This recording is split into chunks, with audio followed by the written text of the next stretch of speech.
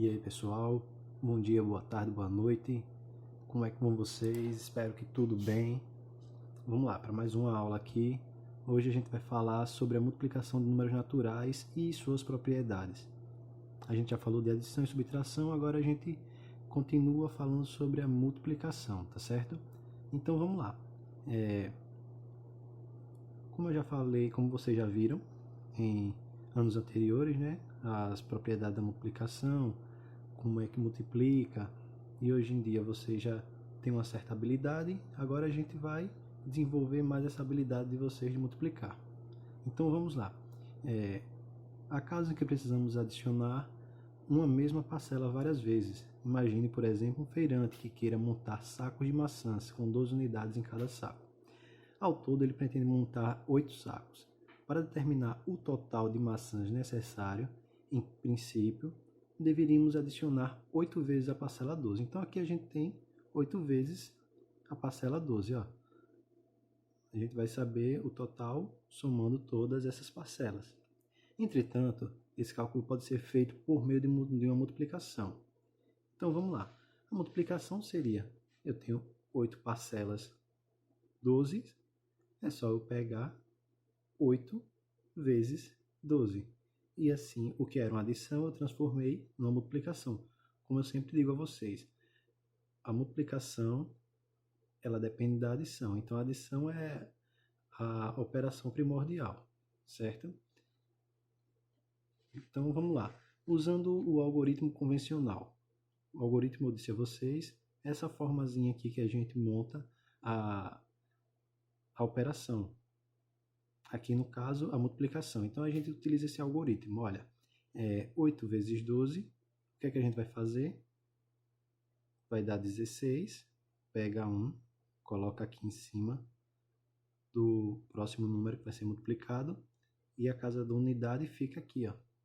Então, 6 ficou, 6 unidades ficou, e uma dezena subiu. Agora, o que é que eu vou fazer? Multiplicar também, ó. Multipliquei esse vezes esse, agora vou multiplicar esse vezes esse. 8 vezes 1, 8. Com o que subiu, somo, vai dar 9. Então, 96. Portanto, são necessárias 96 maçãs. Da mesma forma que já comentamos para outras operações, também temos uma nomenclatura específica para os termos da multiplicação. 8 e o 12, eles serão chamados de fatores e o resultado é chamado de produto. Uma multiplicação pode ser escrita como 2 vezes 3 ou 2 vezes 3. Ó. Além de eu colocar o x, coloquei esse pontinho. Certo? Então, a gente tem um x ou agora a gente pode utilizar também esse pontinho. A multiplicação também tem propriedades importantes. Acompanhe. Então, vamos lá.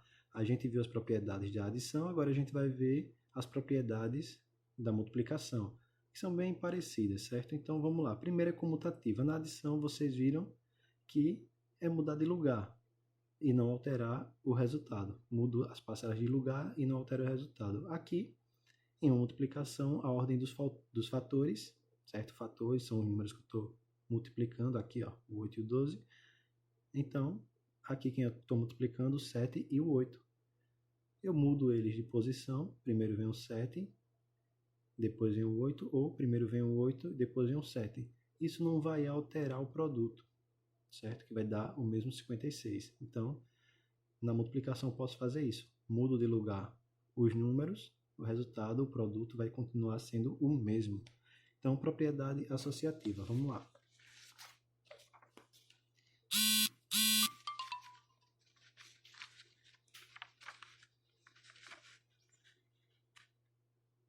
Em uma multiplicação, podemos associar os fatores em qualquer ordem, pois o produto não se altera.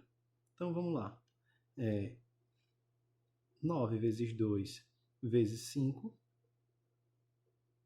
é igual a 9 vezes 2, associei eles primeiro, ó, deu 18, vezes 5, 90. Agora, vou associar os dois últimos, o 2 e o 5. Tá? 2 vezes 5, 10. 9 vezes 10, 90. Olha, o produto não vai se alterar. se eu multiplicar o 9 com o 2 primeiro ou 2 com o 5. Resultado, o produto vai ser o mesmo. Então, isso quer dizer associar. Primeiro associei esses dois e depois resolvi com esse. Depois associei esses dois, resolvi com esse. Então, continuando. Elemento neutro. Elemento neutro da multiplicação. Neutro é aquele que não vai fazer diferença na operação. Então, vamos lá. Se você multiplicar um determinado número por 1, na verdade estará considerando apenas uma vez aquele número, o fator. Assim, o 1 é conhecido como elemento neutro da multiplicação. Vamos lá. 7 vezes 1 vai dar 7. Olha, esse fator não se alterou, continuou o mesmo. Ou seja, estou repetindo 7 quantas vezes? 1. Aqui, 1 vezes 7, 7. Tá? O elemento neutro aqui faz com que o outro fator se repita. É isso que quer dizer elemento neutro de uma operação. Propriedade distributiva. Essa propriedade nos garante que se multiplicarmos um fator por outro fator, os números que adicionados ou subtraídos resultem no segundo fator. O produto não irá se alterar. O que isso quer dizer? Então vamos lá. Olha, 5 vezes 5 vezes 25 dá 125. Ok? Só fazer aí as contas para ver. Aí, essa propriedade distributiva diz o quê? Ó? Eu vou pegar esse 25 e transformar ele em uma adição. Ó, 20 mais 5. E vou resolver, só que utilizando a propriedade distributiva, que diz que eu distribuo esse 5 para o 20 e esse 5 para o 5, fazendo uma soma assim dessas multiplicações. Aí vamos lá. Peguei, transformei numa adição. Ah, mas eu não tenho que primeiro resolver o que está dentro dos parênteses? Quando eu utilizo a propriedade, não. Então vamos lá. 5 vezes 20 mais, repito aqui ao mais, 5 vezes 5. Agora eu resolvo separadamente cada uma das multiplicações e depois somo os resultados. 5 vezes 20, 100. 5 vezes 5, 25. 100 mais 25, 125. Então, mesmo resultado. Ou então, eu posso utilizar também na subtração. Então, a distributiva da multiplicação, ela é distributiva em relação à adição e em relação à subtração. Vamos lá. 30 menos 5 vezes 5. 5 vezes 30, 5 vezes 5. Olha aqui o que é que eu fiz aqui, ó? 20 mais 5 aqui é 25, 30 menos 5, 25. Ou seja, eu peguei o mesmo 25 que estava aqui, transformei ele numa adição aqui e aqui eu transformei numa subtração. O resultado aqui vai dar o mesmo, ou seja, sempre eu estou trabalhando com 25. Então, sempre vai ter que dar 125. Vamos ver se a propriedade é verdadeira. 5 vezes 30 está aqui. Repito menos, aqui eu repeti o mais, né? Que era uma soma. Aqui, como é a subtração, repito o sinal de menos.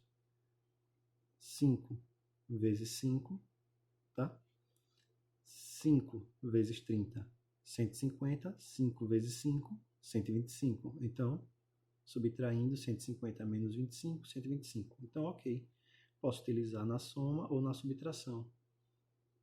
Propriedade de fechamento. Da mesma forma que na adição, na multiplicação também temos a propriedade de fechamento. Afinal, o produto de dois números naturais é um número natural. Então, sempre vai dar um número natural. Vamos lá, seguindo aqui. As situações em que precisamos verificar quantas vezes uma quantidade cabe em outra. Tá? Agora, continuando para a divisão. Em outros casos, precisamos dividir uma quantidade em partes iguais. Vamos ver algumas ideias importantes, começando pela nomenclatura de seus termos. Olha, 37 dividido por 12, que é igual a 3, com o resto 1. 37 é o dividendo, o 12 é o divisor, o 3 quociente e esse 1 resto. Como é que eu faço essa divisão? Olha, simplesinho assim.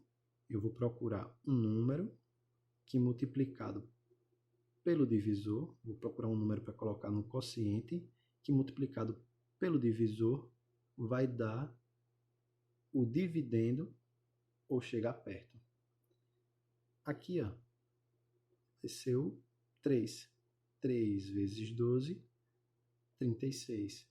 Chegou perto. Se fosse 4 vezes 12, perdão, se fosse 4 vezes 12, daria 48. Passava, não pode. A divisão me diz que eu só posso chegar perto ou exatamente no número. Aqui, no caso, chego perto. Tá? Então, 37 menos 36 vai dar 1, que é o resto.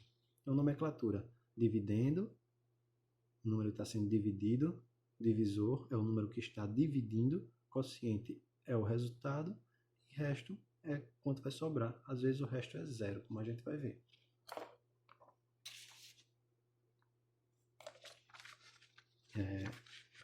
No exemplo dado, podemos perceber que 37, que é igual a 12, é igual a 12 vezes 3 mais 1. Essa relação é conhecida como propriedade fundamental da divisão. Essa propriedade aqui, ó, em que o dividendo é igual ao divisor vezes o quociente mais o resto. É conhecida como propriedade fundamental da divisão. E, de forma geral, pode ser escrita assim: dividendo é igual ao divisor vezes o quociente mais o resto. Então, aqui eu tiro a prova real. Ainda nesse exemplo, o resto da divisão é 1.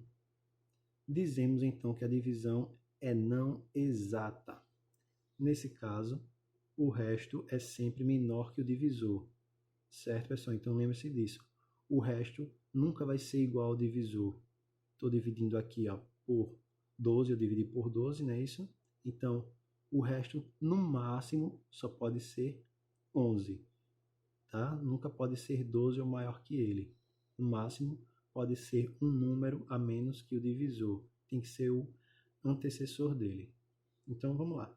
Quando o resto da divisão é zero, a divisão é exata. E assim teremos dividendo igual ao divisor vezes o quociente. Por que eu não coloco mais o resto? Como o resto é zero, a gente sabe que o zero, olha, aqui uma adição, o zero é elemento neutro na adição, então não vai fazer diferença nenhuma aqui, não vai alterar os números. Então vamos ver algumas observações para a gente finalizar essa parte aqui. A propriedade de fechamento não se aplica à divisão. Então, nem sempre uma divisão de dois números naturais resulta em outro número natural. Exemplo, 5 dividido por 2. O resultado de 5 dividido por 2, que vai dar 2,5, certo? Vai dar isso aqui, 2,5, tá? É um número decimal, ele não é um número natural. Ele não se enquadra nos números naturais que a gente está estudando. Não resulta em um número natural. A divisão de um número natural por 1 resulta no próprio número natural. Exemplo, então, qualquer número dividido por 1 vai dar ele mesmo. Atenção, o contrário não é verdadeiro. Assim, não temos a propriedade comutativa. Então, 28 dividido por 1 não é a mesma coisa de 1 dividido para 28, tá? Então, não é propriedade comutativa. A propriedade comutativa diz que se eu mudar os elementos, tá, de posição, o resultado continua sendo o mesmo. Mas aqui na divisão, isso não acontece. Se eu colocar 1 dividido por 28, não vai dar a mesma coisa de 28 dividido por 1. Nem elemento neutro na divisão. Certo? Então, ele não é elemento neutro. Se ele fosse elemento neutro, ó, 28 dividido por 1, 28. E 1 dividido por 28 teria que dar também 28. Mas como não dá, não é elemento neutro. A divisão de um número natural não nulo por ele próprio resulta em 1. Tá? Então, toda vez que eu dividir um número por ele mesmo, o resultado é 1. A divisão de 0 por um número não nulo resulta sempre em 0. Tá? Então, 0 dividido por 45 sempre vai ser 0. Agora, o que não existe, não existe divisão por 0, então o 0 nunca pode ser divisor. E aqui, pessoal, a gente acaba a nossa aula, tá? Então, grande abraço e até a próxima.